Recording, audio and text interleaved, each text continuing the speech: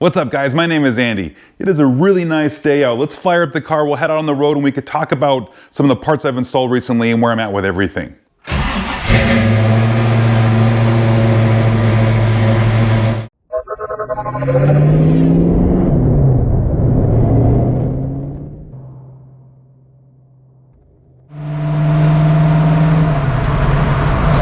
So it's been a little bit since I've done one of these review videos, and so I've installed quite a few parts and upgrades on the car. So let's give a chance to go over that and talk about what I've changed.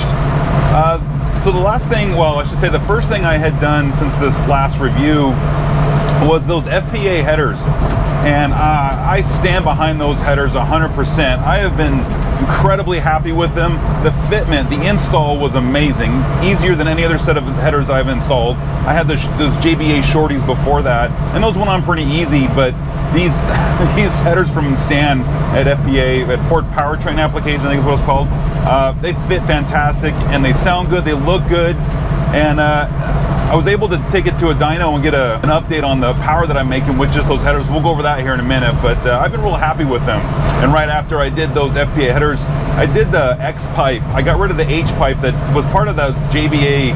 I had a whole JBA set of the shorties and the H pipe that went with it, so I needed something different. So I picked up an X pipe. I think it was a Black Widow X pipe. I put that in, and I'm kind of enjoying right now the more raspy, raw sound. I really like the burble that comes from these cars with that H pipe. Part of that's your cam, but that's a whole nother conversation. But that X pipe that I put in here, it sounds good, it looks good, it fits good, and but I still want to finish the exhaust from there, and so that'll be coming up. Another mod that I did was the power steering upgrade from Mike Meyer, the Mod 1 power steering. And before that I was thinking, no, I want to be more purist, I want to be more manual steering, I want to feel the road and all that. I didn't know what I was talking about. I really enjoy this power steering, and it's so much easier to drive this car. I can focus on other parts. I can pay attention to how the tires are gripping, the suspension, how it feels on the bumps, how the brakes are doing. I don't have to worry about fighting the steering wheel as I'm going around corners. So this power steering upgrade was something that I really should have a long time ago, and I really wish I would have. It's been a great upgrade, and then that quick response steering box that I get there that's through the Mike Meyer kit, the whole Mod 1 kit. This car feels a little more responsive, a little more snappy in the steering wheel part that I really like, and it's kind of nice to get that feeling from the car and not have to fight the car when I want to go around a corner. So speaking of that dyno, so I took the car and I found a break in the weather. Where I'm at, we get pretty ugly, boring winters from about November to March or so. It's just not fun. I don't take the car out. The roads are always crappy, and I don't want to drive in that stuff. I don't want to chew up the car, and I definitely don't want to put it in the ditch. But there was a weekend that just happened to be a really good weather weekend. It was warm enough, and I got a hold of Jeff at RE Performance dyno shop where I'm at, and he had done my dyno run before, so he actually happened to have a slot in the afternoon, so we slid right in there and hooked the car up, and I just got a couple pulls. I just wanted to see the difference that my headers had made by putting on these JBA headers, and those dyno Resolve. I mean, that's a big upgrade over what I had before, and that was just the header. That's all I had changed. I mean, the X pipe isn't going to do anything for you. It's just those tri-Y headers that I have on here. I'm sorry, 4-to-1 headers that I put on here, and it was fun just to see just the performance gains on that. But I had a problem with I had a faulty spark plug that I had to change right after that, and I noticed that the car was missing a little bit on the drive out there. I wish I would have got on that before I went out there. I bet you I could have eked out another horse or two with just having, you know, a better plug. I got that fixed, so I need to see if I can find some more time to get back out there and get another dyno run, but just to see what I can really make. But I've got some other performance upgrades that I want to do down the road, so maybe I'll just wait and do it all at once and see where we're at.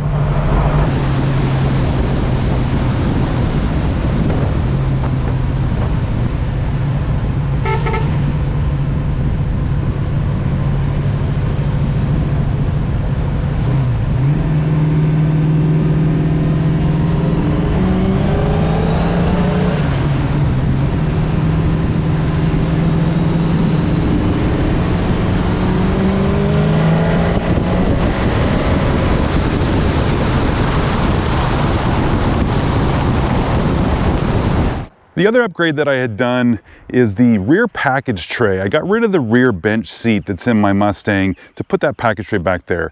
I don't hardly ever carry more than one passenger with me, so I don't really need that back seat. It is nice for that few times, but I've got some different plans that I'm gonna do with the rear, and it'd be nice to have that seat out of the way for what I'm gonna do when I get down the road. So having that package tray there gives me a kind of a blank canvas to work with and give me a spot to put the parts that I'm going to put back there. It's been holding up pretty good. It's nice and firm. It doesn't squish down, so you can put stuff back there. If I glued a piece of wood underneath the bottom of it to give it some rigidity, so if you put anything kind of heavy back there, it doesn't bow the plastic. And I haven't had any problems. It's been good so far. I haven't had it more than what it's been, not even 8 months or whatever, but so far it's been holding up pretty good. Another recent part that I put on my car was that the water pump pulley cap on the end of the pulley here, just to give a little more strength to this pulley and keep it from bending and twisting and breaking. And I had a problem in the past where I don't know if it rusted or if I put too much stress on it and I broke it, but I lost that pulley, and therefore I lost the alternator. The car wasn't charging, and so having that cap on there just distributes the forces, the stresses, the load that's on those 4 bolts that hold that pulley to the water pump, and it works good so far. I sell this part, and that's actually what's kind of a fun thing about this is I make some of these parts on my car and I sell them. So you can get, you know, a black one, or you can get a raw aluminum one. I get on my website, KruseBuilt.com, if you guys want to check that out. But it's kind of a fun little upgrade. It just adds a little more security to the water pump pulley. So another big upgrade that I did on the car were those Mod 1 big brakes from Mike Meyer. That included not only those Willwood big brakes, those 13-inch rotors and 6-piston calipers, but also those big pin spindles that came on the 1970 Mustang and up. That was a big upgrade of this car, and this thing stops really good. You guys can't tell in the video, but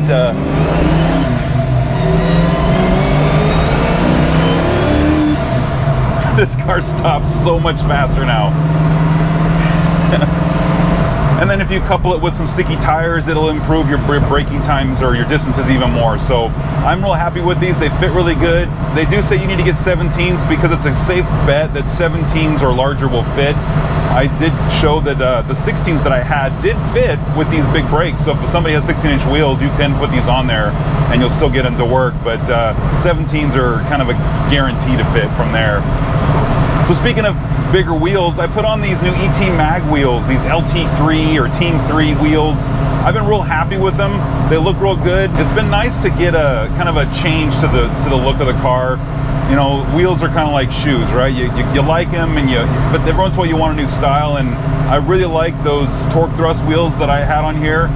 But I wanted something different, and this was a good fit, and I like where I'm at. I think they look good. They still look aggressive, which is what I was looking for, and I'm real happy with them. They're lightweight, they're not super heavy, and they've been real good. They look good. That's the best part, right? And the last thing that I did recently was just replace the fans. I did a video where I installed the factory fans or OEM fans from a 1999 Ford Contour. There's a range of years that it's from, but that one was specifically 99. And it fits the 24-inch radiator, which is what I have on my car now because I cut out the core support to make it fit. And those fans did awesome. I never had any heating problems, but I did have electrical problems. And I talk about it in that video where I replaced those fans with a new set from SPAL or SPAL fans. They've been doing fantastic. We get real hot weather where I'm at. It's gonna touch 100 degrees twice this week. It just gets hot here, and so I need to have fans that will keep up with that, and I wanted a good brand, and SPAL is a good brand. The reason why I got rid of those Ford Contour fans is they are super, super hungry.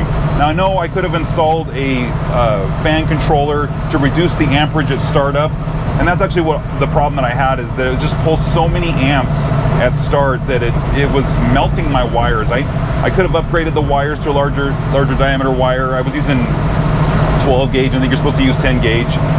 I didn't want to do that. I just put these new fans in, and they've been great. They're running basically about half the amperage as that Ford Contour setup that runs, and I'm not having any issue. The car is nice and cool. I don't get above temp. Everything's good. I just didn't want to have to go through and rewire everything, and I didn't want to put in a fan controller. Again, that would have been an option. It's not something that I wanted to do right now. I want to keep it simple, and what I have right now is really simple. It runs off of a temp switch in the car, so when temperature gets up to, I think it's 195 degrees, it turns the fans on and then turns them off when it gets down to 185, which might be a little colder that I need to run it, but it's been pretty good. So that's it for the upgrades that I've put on this car since I did my last review video, and everything's been great so far. I haven't had any problems. I haven't had to fix anything from all the upgrades that I've made. They've all been working just as they advertise, and that's where I wanted to be. So where do I go from here? What do I have next? I've got to fix a few things. My T5 still leaks. I did a video a while back where I tried to fix a leak, and ultimately what it is, it's the little breather port valve thing on top. I traced the fluid from coming out the top of that. I've drained some of the fluid to the point where I think I've actually have maybe under the amount of fluid you should have in the transmission. And it has slowed the leaking down, but to put a vent tube to run it up farther up the transmission, up the firewall or whatever, I have to pull everything out of the way to do that. And I keep putting it off, and I'm dealing with the spot on the floor, and it's just frustrating to have to deal with that, and I really want to fix that. I have my eyes on doing a TKX swap in this car, and so do I just wait and, you know, fix the leak then by just putting in a different transmission? That doesn't really fix a leak, but it's not affecting the transmission. Everything drives fine. I'm not having any grinding or any rubbing or any noise issues inside my transmission. I just wish that it wasn't leaking on my floor.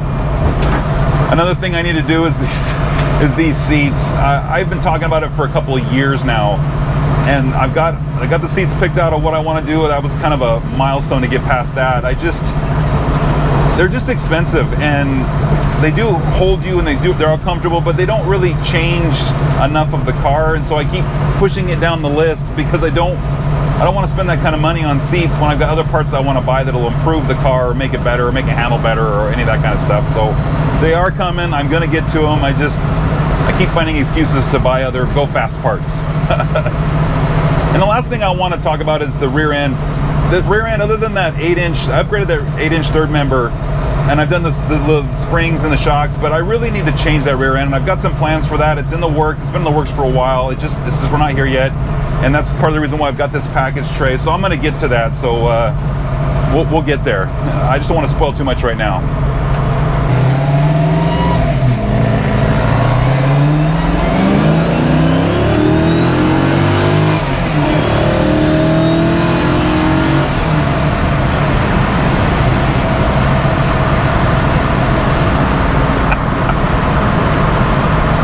Gotta slow down a little bit. So that's where I'm at with everything. Kind of where the parts I've installed, kind of some things I still have coming in the future. I got other things I want to do, but they're not as exciting. So there's lots of little stuff that I want to chip away at. And the only thing I was gonna say is, guys, I've done a lot of how-to videos on replacing and installing parts and keeping things fresh on the car. But what other stuff maybe do you need to fix on your car that I can maybe do a video on? You know, I've shown everything I've done on this car, and there's probably a video for you on pretty much everything, but there's still stuff that I just either haven't needed to replace, didn't want to replace.